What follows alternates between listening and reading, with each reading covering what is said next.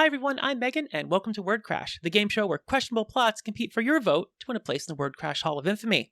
Let's meet our contestants. First, a science fantasy author, whose hobbies include adult kickball and can talk about anime, cars, and RPGs ad infinitum, a proud member of the LGBTQ+ community from Austin, Texas. Please welcome Jonathan Fuller. Hello, Megan. Good to see you. Good to see you again, too. Thank you so much for having me. I'm excited to be here. We're excited to have you. Next, a hardened veteran of the show who's appeared a record number 3 times and is famous for such classics as Aki Ode, Bruce Wayne Newton, and Getting Hit by Cars. You can't keep her away, even if you wanted to. It's Eirynne Gallagher. I am relentless. Thank you for having me, Megan. Well, nothing left to do but get to it. Let's play Wordcrash.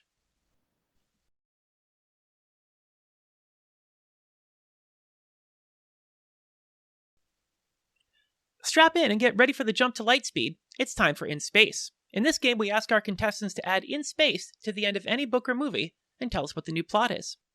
Jonathan, what are we launching into orbit today?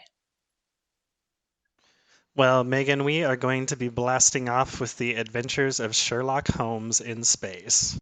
The galaxy's most brilliant private detective scours the cosmos for unsolved mysteries aboard his starship 221B, with his reluctant AI assistant Watson in tow.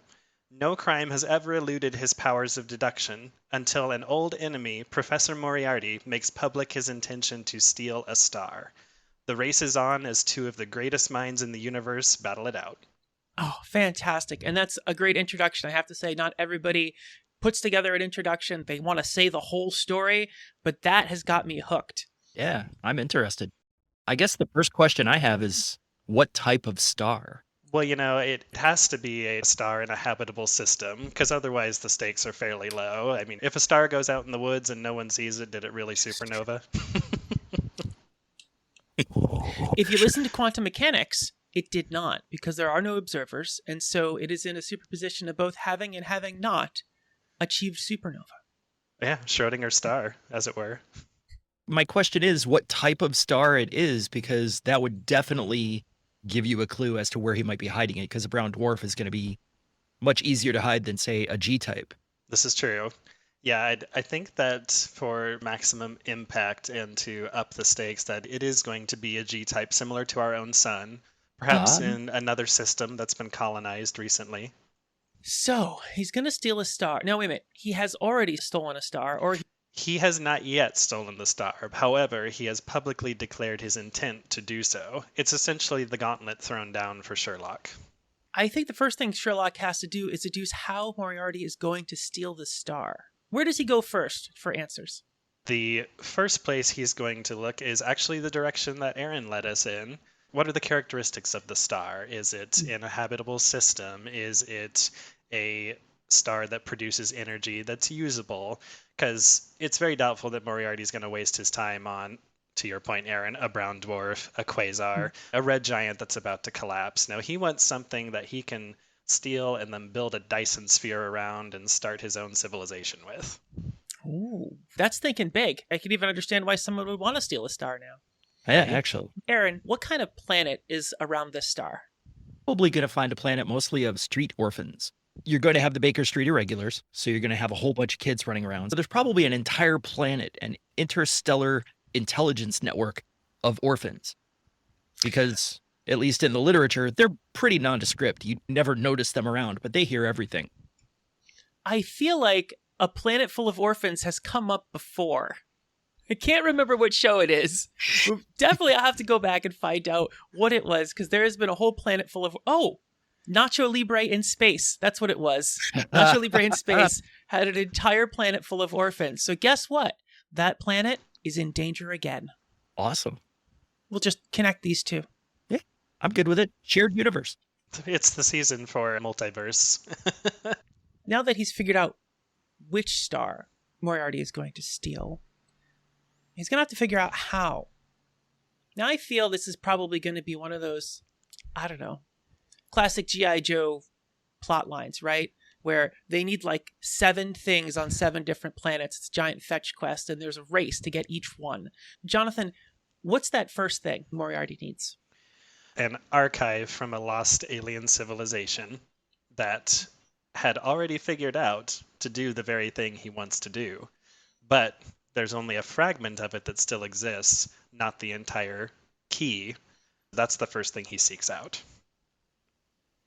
You're going to need the galaxy's most preeminent archaeologist to interpret the writing on that piece of material. So the second thing he's going to do is try and kidnap Dr. Eirynne Adler. Ooh, nice. Thank you. Does Sherlock Holmes stop that kidnapping? Is she bait? Would she be okay with being bait? You never know what Adler's going to do. It's true. Perhaps she is playing both sides and allows herself to be captured with the intent of helping Sherlock, though he is not aware of that. She can't find the first piece and she really wants to study it for her new paper. So she's going to let Moriarty kidnap her so that she can get her hands on that artifact. A little Dr. Halsey-esque, advancing her own scientific interests. I like it. He's got Adler. Aaron, what's the next thing that he needs in order to capture Scar? Manpower. He's going to have a lot of henchmen. Maybe there is a planet of henchmen out there somewhere where he's just going to go farm henchmen. I don't know. What is he going to use to entice these henchmen? We have to have like 3 things that a single person could possibly steal or kidnap or take. 3 MacGuffins. Who says the henchmen are organic? Perhaps they are a robotic civilization, and they are driven by the pursuit of knowledge. He has now obtained a piece of information that they would very much like to add to their consensus. They could be solar powered. He could be enticing them with the star itself. Infinite solar power. Exactly. We need a name for this robotic race. Reichenbots. The Reichenbots have been promised, quite literally, power and knowledge. They want this Dyson sphere, and they don't care what happens to the ugly meatbags. That last thing, I really think that Holmes needs that last thing, that he gets to it first. And how does he figure that out? Well, I want to say Watson is involved, because if Holmes is aware that Moriarty has contracted the Rikerbots as his henchmen, then why not use your own AI to infiltrate their network and get some intelligence or learn something that can be used against his enemy? Perhaps he learns about that the Rikerbots have actually unlocked the secret of dimensional travel, so the ability to portal into another universe. Because the genius of Moriarty's plan is that he'll steal the star, but no one will ever know because he just borrowed another one from a different dimension to put in its place. Ooh. I'm sensing a crossover with Robert Downey Jr. and Benedict Cumberbatch as 2 separate Sherlock Holmeses that have to team up. Because the greatest robbery the universe has ever perpetuated is having them both in a movie and neither of them saying, "No shit, Sherlock."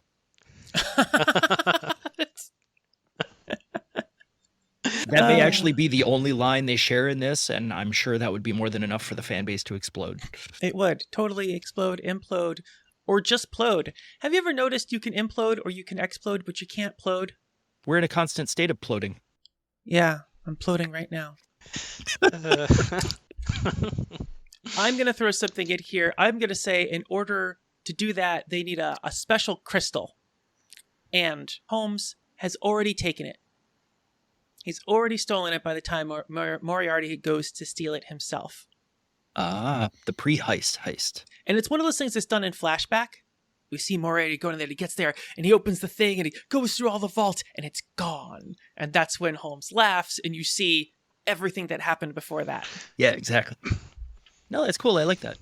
But the joke is still somewhat on Holmes, because even though he has the crystal and he knows where the portal is, the only one who actually knows how to open it is Dr. Adler. And cue the final conflict. Exactly. He gets a sinking feeling. He goes to his vault to get the crystal, and she's already absconded with it and the tablet. And he and Moriarty are left sitting in a bar wondering what exactly the hell just happened. Oh, wow. I was going to go even tropier. I was going to say he's going to trade the crystal for her, and then she'll steal it at that point. Absolutely. So Adler absconds with everything. Does she even take the star, or does she have a different target in mind? I would imagine that not only does she take the star, she puts it somewhere similar to Saturn so that it literally is on a ring. Because you would end the movie with her proposing to Sherlock with the ring. The biggest jewel on a ring you could possibly put on someone's finger. I'm a romantic. And Sherlock would say something snarky like, "When I said I wanted the jewel of the solar system, this is not what I had in mind." I was talking about you. Oh, forget it. I love it. I love it. And how does Moriarty take all this? The sequel would be the conflict between him and Watson to see who's going to be the best man. And that's it, everybody. Do we have a name for this? Outside of just the simple Sherlock Holmes in space, we'll say Sherlock Holmes and the Solar Thief. Sherlock Holmes and the Solar Thief. Fantastic. Now it's time for Secret Sauce, where our authors share a tip or technique they use to keep the creative juices flowing. And today we have a very special topic. I call it industry, industry, industry. What about the writing industry do you think people should know? Aaron, why don't you start? Surprisingly, the first thing that I would advise people who are writing, who don't know the industry inside and out, find someone to do your formatting. You can have the best written book in the universe. It could be everything to everybody. But if it's formatted poorly, people will get 3 pages in and immediately quit. If you have no paragraph breaks, or there's no indents, or you've got little question marks where there should be the commas, anything that your formatting is going to mess up, that will turn readers off immediately. There are so many nuts and bolts to the behind the scenes that will instantly kill your readership, and poor formatting is one of them. That's a personal pet peeve of mine, mainly because I screwed it up for 5 books before I figured it out. Ooh, that's rough. One of my pet peeves, and it's the tool most people use to write books, at least I believe it's a tool most people use to write books, is Microsoft Word. I can't tell you how much I despise that program. And why? Because it's done 2 things that, as a software engineer, I absolutely know you shouldn't put together. That's content and formatting. Those 2 things need to be completely separate. In fact, because of that, I write my book in something called Markdown, which is plain old text. You could read it in anything. And then I run it through a program that does all the formatting for me. There's no formatting. You don't have to worry about anything. You don't have to worry about things getting corrupted because it's just a plain old text file. The worst thing I've ever done to another human being, ever, this is my confession. I took my urban fantasy trilogy and combined it into 1 volume. Mm-hmm. And then I made my publisher format it. Ooh. 400,000 words of Word documents that she had to assemble. I owe her so many cookies. I can't even explain. I wrote a custom program that reads my Markdown and spits out ebooks, perfectly formatted ebooks. I felt like that was something I needed to do, absolutely needed to do. I feel like that's something you can market. There's things out there like GitBooks and Scrivener. Well, yeah, but you won't get paid for those. That's true. As a software engineer, I approach writing like writing code. I write in plain old text, and I have programs that manipulate it. Those technically minded people out there will understand when I say I use revision control that I normally use for software, this thing called Git, G-I-T. It's one of the industry standards. I can write code and check it in, and it goes off somewhere. And then every time I make a change, every version is different, and it's all text, and so I can just compare it. What did I do the last 5 times? When did I delete this? It's all saved in multiple places. Saved in multiple places. I use GitHub for free because they let you have private, what are called repositories for free, and I check my stuff in and out every day. And when I get to the editing stage, I'd love for my editor to be able to do what's called a pull request, where they make changes and submit them, and I can read the difference between them. Because one of the things that gets me is like, you can't know everything that's changed. Someone's like, hey, I made some changes. What did you change? And those things get messed up as you for copying files back and forth to people. Anyway, I'm passionate about this. The point is, I understand completely, Aaron, and I have done things to try to mitigate that. Because what I don't want is what happened where I think some edits got lost and the thing that went out was not as good as it could have been. And I think it was just my fault. So now I have this pattern. It's going to be perfect. One of my recent books was published with 2 identical chapters because something got changed between revisions. So I had to pull it and reissue it. But I didn't find out for 2 months because I don't normally go back and read my own stuff. Very ouch. Formatting is way important. Jonathan, I'm sorry. We've totally taken over the conversation here. What do you think about formatting? I try not to.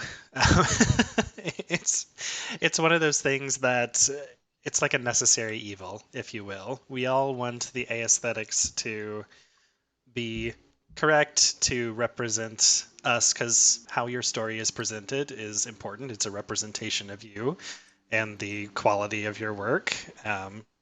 Visually. And to your point, Aaron, especially industry professionals will know immediately when they see it, whether it is formatted correctly or not.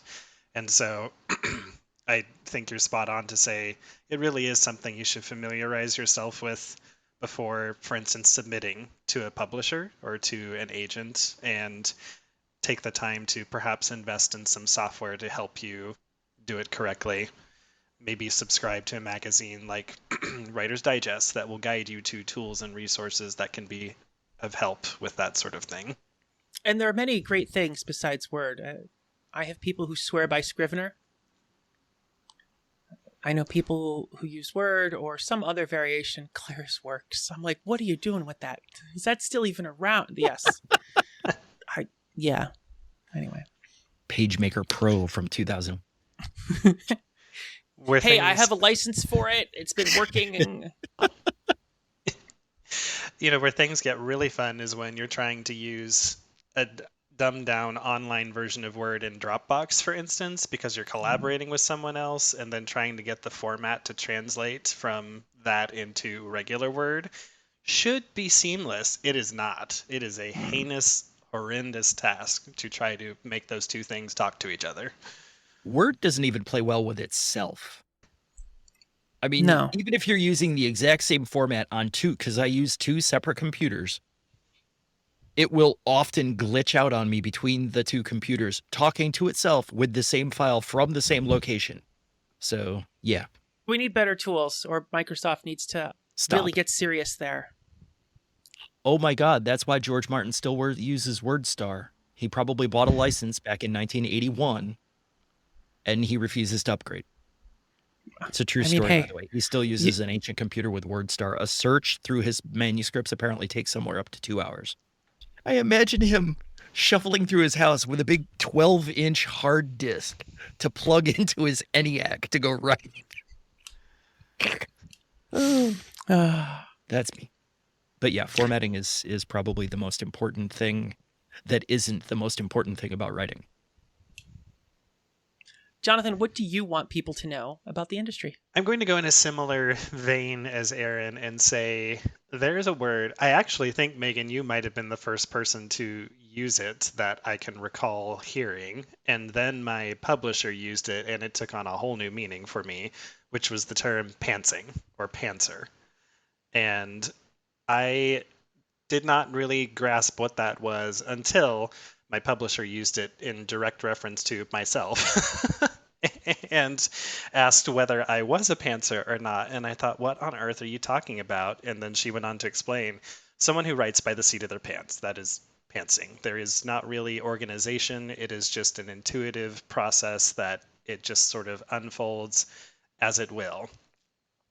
And I thought that was fine because it's a creative process. It should be uninhibited. Who needs organization when it's art, right?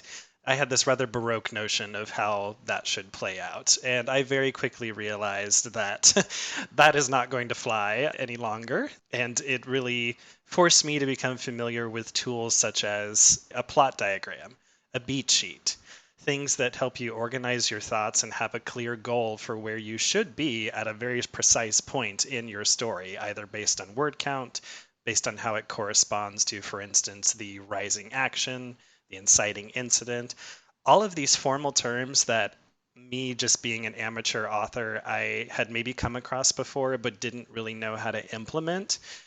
And that's where it has strengthened my writing so much to bring in that element of organization. At first, I was very apprehensive about it because I worried it would hinder the creative process. But in actuality, it became so much easier to write already knowing the destination in mind, but still have the freedom to decide how I got there to each milestone. I've noticed that every writer that I've ever come into contact with has this notion of writing as sort of a giant stack of wine glasses, and they're afraid that if they move even one near the base, the whole thing will collapse. And then they finally decide to pull that one out. Okay, I'm going to use a plot diagram, or I'm going to use a beat sheet. And then they realize most of the rest of the glasses are still glued together, and it's okay to play with the base a little bit. Pantsing and plotting are two disparate skills.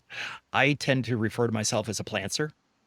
So it sounds like you are very similar in that you're adapting a hybrid form of creative controlled chaos, which I advocate completely in all things, not just writing. Controlled chaos is an excellent way to navigate your life.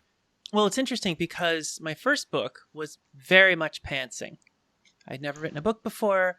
I had an idea of plot. Maybe it wasn't as much pantsing as I thought, but because, I knew kind of where I wanted to go. Yeah, I had some idea of who these characters were, but it really did grow organically. And I didn't realize that people would be able to tell that. And then I got one review from someone who'd been on the show, KJ Harwick, read my book and said, Megan breaks all the rules. And I'm thinking to myself, I don't even know what the rules are. And because of that, I was like, I broke all the rules. Like, well, did I even have rising action? Who knows what I did? I don't even know what I didn't do. But now in the second book, I have to pay off a lot of the things I set up in the first book. I cannot forget them. This is like something I'm committed to. One of my favorite creators ever is Chris Claremont, who is famous for dropping things. Just like, oh, this thing of this other universe. I'll never talk about it again. Yep. Yeah, never mention it again. I can't do that. I am dedicated to paying everything off. And so now I have to be more organized. Basically, this is going to happen, this is going to happen, this is going to happen, this is going to happen, this is going to happen. Someone's upset, someone's got to blow up the starship, someone's got to do something. And no, none of those things are hints as to what's happening in Renegade. I'm looking forward to your second book, by the way, because I want to see where you tie all these things together. Thank you very much. I appreciate that. You both came up with great things. I was always like, oh, I was the last to know. It's like inventing calculus and then going to college and picking up a textbook and going, everybody else has done. Oh, right. Okay. Yeah. You think you're so great. And then you find out the world is very different than what you imagine. You spend all this time, I feel like, as a writer in a little room, building everything from the ground up, figuring out what works, figuring out what doesn't work, coming up with a plan, coming up with a way to create. And then you finally have enough self-confidence in your work to talk to other people who do this. And everybody you talk to, you're like, oh, you do that too? You came up with that too. Oh, you do that too? Oh, okay. Huh. And then you look back at the last 2 years and you're like, if I had been a little more outgoing, such as the burden of being a writer. Yeah, so like if you created a podcast and talked to a lot of writers, maybe you'd learn stuff. Exactly. But you can't do that until you've learned it all yourself. Sure I can. Just watch me. Just watch me.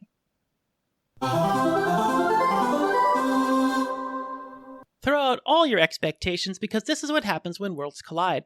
It's time for Character Mash. Mash two characters together and tell us what the new plot is. Aaron, who are we mashing together today?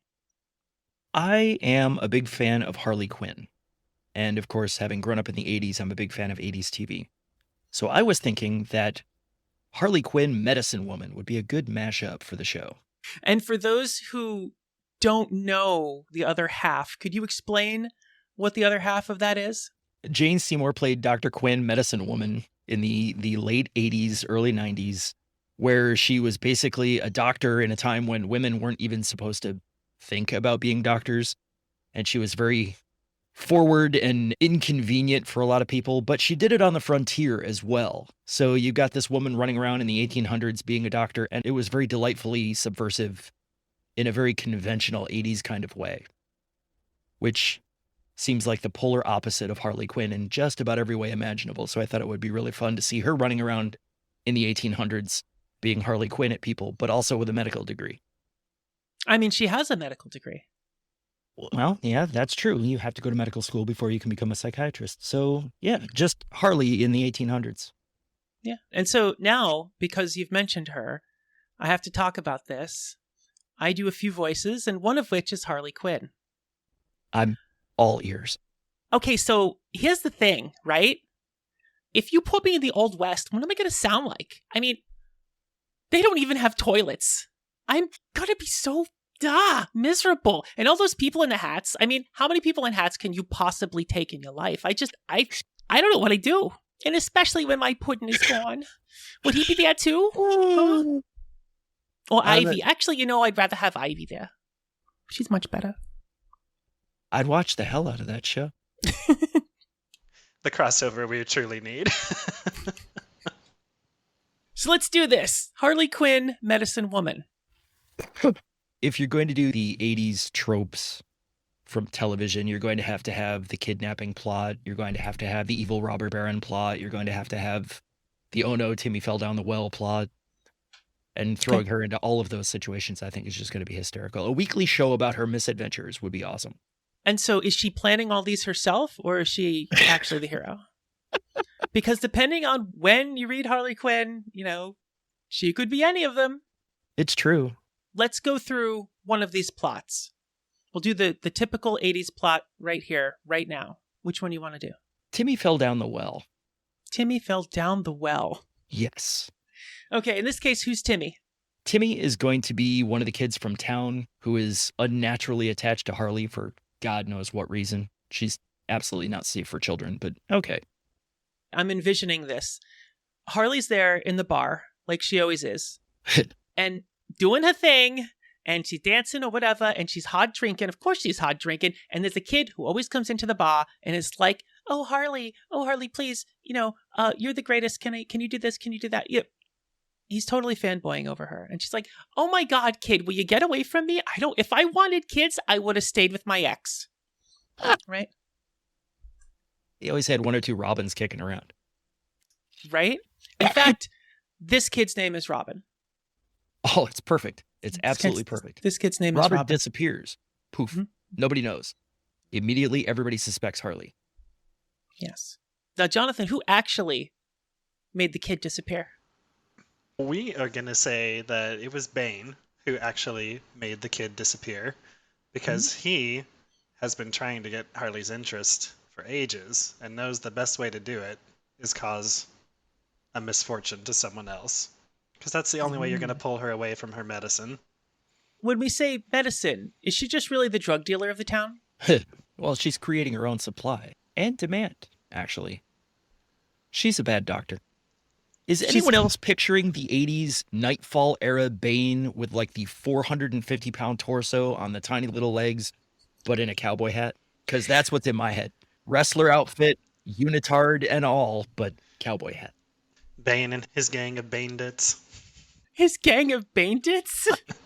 Harley's got to call them that.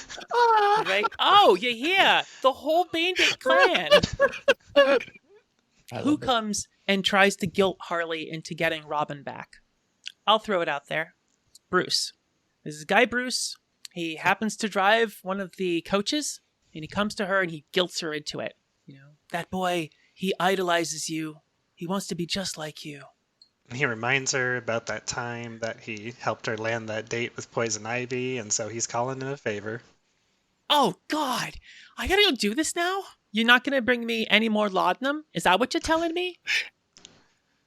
The West would be the worst place to put Ivy. It's all cactus. Every time she sees a tumbleweed, it's like PTSD. But that's how they reproduce, right? They tumble on down the road. That's perfectly natural, and Poison Ivy wouldn't have any problem with that. I'm not as well versed on the sexual practices of tumbleweeds, so I'm not sure if that's a reproduction or if that's the corpse afterward. I mean, you live in Texas. Well, it doesn't mean we have tumbleweeds in the street. You've got to go to burn it for that. I believe another name for tumbleweed is sagebrush. So if you've ever eaten sage, it's just part of the life cycle of sage. If I'm wrong, correct me in the comments, people. Tell me how stupid I am. I think it's time we turn over a new leaf and branch out. Oh. Branch out. Okay, time to branch out. Now, Bane and his bandits have the boy, and where are they hiding him? In the mine, of course. Of course, the old mine, because Timmy fell down the well. Yes. Yeah. Yes. But it ties in because that's where the bats are. Oh, that's where the bats are. Bats are. Okay. Bruce right. is going to discover his calling, but not yet. Mostly he just drives the stagecoach and talks in a growly voice. What was that? Bad. What was that? I'm Batman. I love that this is all an elaborate plot for Bane to get a date. Mm-hmm. It's like the best, worst 80s plot ever. I'm going through all of this: child endangerment, kidnapping, fraud, bandits, which I'm never going to get tired of, just to get a date with Harley, who isn't interested in the least. That's the best part. We'll need clues and, of course, because it's a mine, dynamite. Perhaps a runaway minecart. I love a good runaway minecart. But this time, it's Bruce, because she's dragging Bruce with her. Because he's like, you're not going to do this unless I'm with you every second, are you? Oh, but I wanted to give up. It's so much easier to give up. And those are two in the minecarts, careening down. There are bats everywhere. Bandits are shooting at them. Harley's like, oh, now I'm having fun. This is the best. I can't believe you dragged me along. I'm so sorry if ever doubting you, Brucey. They bust out through the wall, because that's always what happens with the minecarts. Where do they land, and what's their next objective?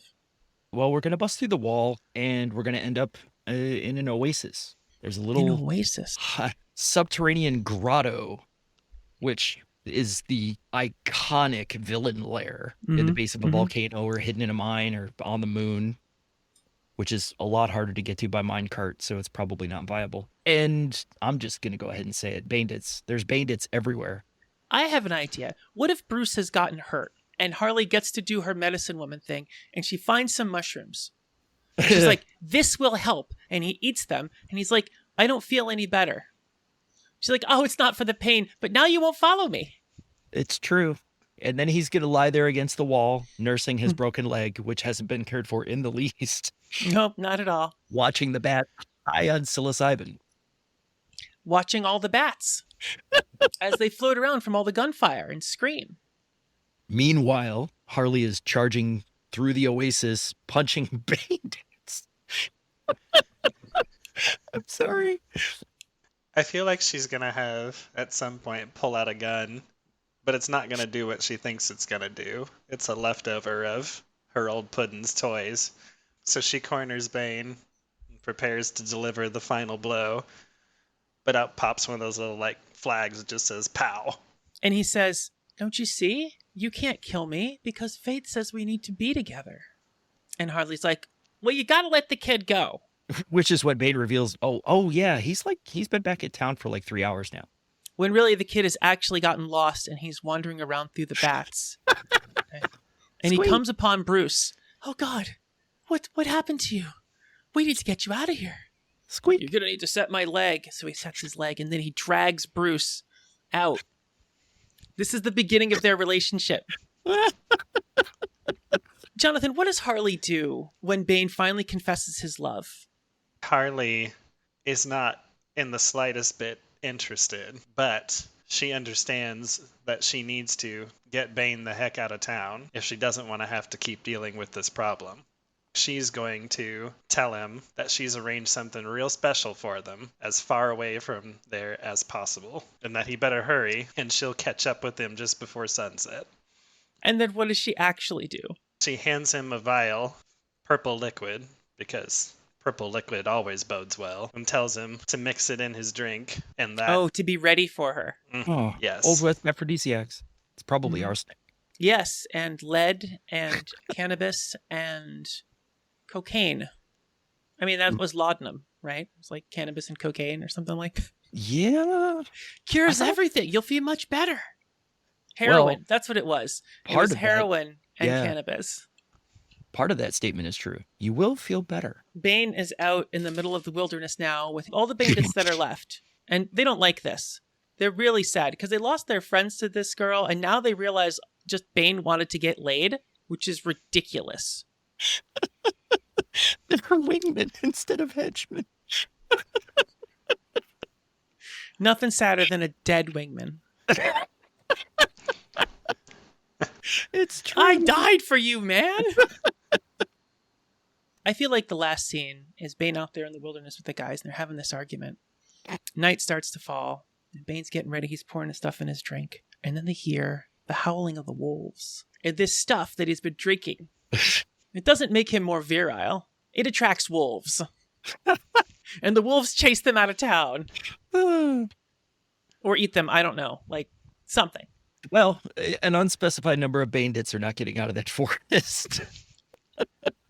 Correct. It's off screen though, because it's like let's just let it be implied. Oh yeah, you can hear the screams and the barking in the background. Yep. If this is the pilot episode, Bane eventually comes back. He's going to be the recurring villain. He's going to be all of the villains. He's going to be the evil landowner. He's going to be the guy who runs the stagecoach. He's going to be the one who robs the stagecoach. All of the things he's doing are an effort to attract her. I think it would be really, really funny if he never, ever, ever realized that she just does not have any interest in him whatsoever. Because a love-struck Bane, especially if his bandits continually try to tell him. And then, of course, there's a season finale where Harley's getting married to Ivy, and he's like, I have to save her. This is my last chance to save her from marriage. Because there's always that marriage episode, and it's a fake out. It comes right after the musical episode. I would give all the money for an Old West musical starring Harley Quinn and Bane with his bandits as the backup dancers. I can hear the player piano now. And we've even established all the side characters now. There will be a Batman. There will be a Robin. You're going to have at least 3 recurring bandits. 3 actual named bandits. But they should all be named Joe. Oh, I was just thinking, you got to do the thing like, I'm Larry, and this is my brother Daryl, and this is my other brother Daryl. Larry. Like, I'm Harry, and this is Sean and Sean. That would be great. Well, which Sean? Well, that's SCAN Sean. That's Sean. You're not pronouncing it right. SHAWN, and they're like, well, how do you tell the difference? Well, one's Sean, and the other's Sean. It's easy. We've been doing this for years. Sean, and one turns his head, and they're like Sean, and the other one turns his head. These bandits, they're in deep. They're Bane forever. Oh, that's it. Harley Quinn, Medicine Woman. Oh my God. It's still better than the DC Cinematic Universe. Just saying. I want to argue, but I don't have the facts to back it up. But the Zack Snyder cut of this is going to be quite spectacular. Oh my God. It's going to be 2 hours in the middle of Harley and Robin just staring at each other. It's just a cut back and forth. Slow motion blowing her hair back. The camera spinning around Robin, but utter silence. Just them glowering. And the whole thing will be shot in sepia? Oh, of course. Absolutely. Yeah. With the little pops and cracks and the old-timey film. And it's going to have a very strange aspect ratio. All of a sudden it'll shorten, and then it'll widen. Their faces, it'll get really long. I mean, he's more successful than me, but if that's how I have to be successful, it's okay. I don't have to make the Schneider cut. Before we go, it's time to give our guests a chance to talk about what's new and exciting in their lives. Jonathan, what is new and exciting in your life? Well, thank you for asking, Megan. There are a number of exciting things that I'd like to share with our audience today. The first is that you can pre-order my debut novel, a science fantasy adventure called Trials of the Innermost, at hansonhousebooks.com.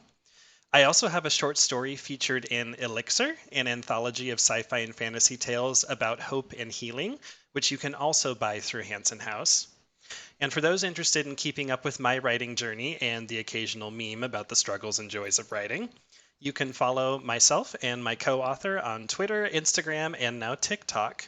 Our handle is JNK Writing on all those platforms. And we also have a website, jonathanandchristina.com, where you can subscribe to our blog and receive semi-frequent updates. That sounds fantastic. First, let's talk about your book. Tell me about your book. Trials of the Innermost is the product of literally a decade-long journey. It is truly a science fantasy adventure novel because it merges elements of both science fiction and fantasy. So we have magic and we have aliens and high technology. So it is really a blending of those two things. We often compare our world to that of Horizon Zero Dawn. If you like a sort of post-apocalyptic fusion of technology and the old ways of sword and sorcery, then I think you're going to love Trials of the Innermost. And you happen to bring up Horizon Zero Dawn. I just have to know, do you have cybernetic dinosaurs? There are not cybernetic dinosaurs, though I feel now Okay. that that's a missed opportunity that you brought it up. So no cybernetic dinosaurs, but that's okay. Congratulations on your first book. That's Congratulations. always like a huge thing. The first one is the best, but on retrospect, it's very hard to enjoy it while you're doing it. So savor every stupid, painful moment, because later on you're going to be like, oh, wow, I was not well versed in what I'm doing. Yeah, it's very, very much that sort of feeling. As the song says, the first cut is the deepest, and so it was with the first round of feedback and edits with this manuscript when we discovered, oh, pantsing is not going to fly for us any longer. And it's at the same time a very enjoyable journey because you learn and you grow, and you take that and put everything into book 2 that you've learned, and it just becomes that much better. Jonathan, you added another name to your website. Are you co-authoring? Do you work together? What's that relationship like? Yeah, so my co-author, Christina, she and I were friends first before we began writing together, and then from our shared love of a number of things, ranging from mutual interests to just we both love to write, we decided to tackle this adventure together. And it's really been a fascinating process to take our existing dynamic, but then apply that to writing and to fuse our ideas together and synthesize them, and especially make sure that the unification of 2 voices was really successful, because 2 voices, 1 book, it could become a very glaring issue. And I'm really proud of the fact that I think we've achieved a unified voice, and it's a story that you would read and never know that there were 2 people, except for the cover says so. Well, that's fantastic. I cannot begin to tell you how often I hear from people, no, I got to do it all myself. I have to control everything. And yet so many things are better when you work as a team. You are absolutely right, Megan, because there is sort of an element of compromise involved for sure. What I read and find to be perfectly acceptable, Christina might read and say, there's room for improvement. Or conversely, I might say the same thing about something that she has done. But where it really pays off is when your powers combine, if you will, and you create something better together than what you ever could have come up with on your own. Or, for instance, if the muse falls silent for me, it usually still sings for her, and we carry on even though my creative wellspring has run dry. And vice versa, I can be an inspiration to her when she is having that moment of struggle that all of us writers do when we go from feeling very confident to my writing is awful. Why did I ever write anything? I should burn it all. My muse screams like an angry goat. There's no singing involved whatsoever. Exactly. If you haven't seen Thor: Love and Thunder, Don't ruin anything for me. no. It's just the goats. Oh my God, the goats. You'll understand when you see it. The goats are awesome. Well, Jonathan, it's amazing to see people working together, and I hope that you two produce some amazing books together. I know I'm excited to see that all happen. Thank you. So, Aaron, what's new and exciting in your life? New and exciting in my life is the book that I am trying to work on now, which has become something of a passion project. I have purpose-built theme into a bunch of my work. This is the first time that I've discovered it appearing on its own. I wrote a book a couple of years ago called What You Wish For, which was about musicians in the 70s. And that dealt with the idea of being a creative person trying to live a normal life. And then a couple of years later, I wrote a book called So Much Fire and So Many Plans, which was sort of a mirror book about what the people around an artist have to pay to deal with that kind of personality.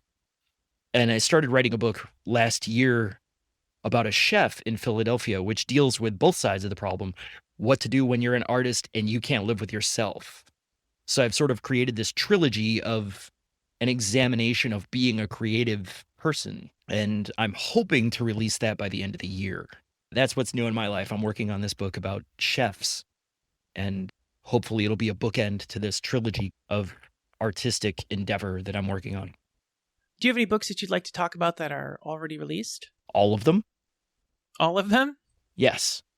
No, the most recent book, So Much Fire and So Many Plans, has become my personal favorite of all the work that I've done because, in a weird way, it's the most personal thing I've ever done that has nothing to do with me. It's always fun to try and describe the creative impulse because it makes you sound completely schizophrenic. I used to tell people I'd be writing and I'd be like, oh, I just learned who the murderer is. And people just look at me completely insane. Like, how did you not know? We were talking about pantsing earlier. My approach to writing is I understand the framework of a book. I work in something called the 3-act or the 5-act, depending on the book. And I'll usually get to the 2nd act before I understand what's going to happen. I set up the pieces, and it's always a mystery to me how it's going to come together in the end. So it's really exciting. And So Much Fire and So Many Plans is the best book I've ever written that has nothing to do with me, but is completely about being creative. So Much Fire and So Many Plans is my most recent release, and that's the one I would urge people to read most if they want to know what is quintessentially me as a writer. That would be the book I would point them to, which is available on Amazon and basically wherever fine books are sold. What's that book that you tortured someone to format for you? That would be my urban fantasy trilogy, the Veiled Earth trilogy. It was comprised of 3 books, Magician, Martyr, and Savior. But I decided to throw it all together into one omnibus edition, which is good for killing an entire weekend or a household pet if you drop it. It's a very big book. Let's encourage people to do the former and not the latter. It's also good for pest control. Aaron, if people want to find you on the web, where can they look? asgallagher.com is a good place to go. The Indies United website, Amazon, Kobo, Apple. Basically, literally anywhere books are sold, you can find me. Under my pen name, Aaron S Gallagher, pretty much everywhere.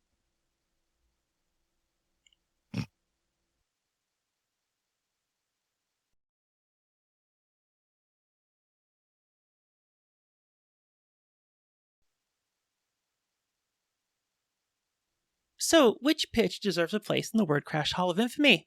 Was it Sherlock Holmes in space or Harley Quinn, Medicine Woman? You tell us. Tweet us at WordCrashGame and vote for your favorite story of the night. If you're listening on YouTube, remember to like and subscribe and get in those comments to tell us how you would tackle our questions today. Everything we talked about will be in the links below. Thank you for listening. I'm Megan, and this has been Wordcrash, reminding you to always get creative. Bandits.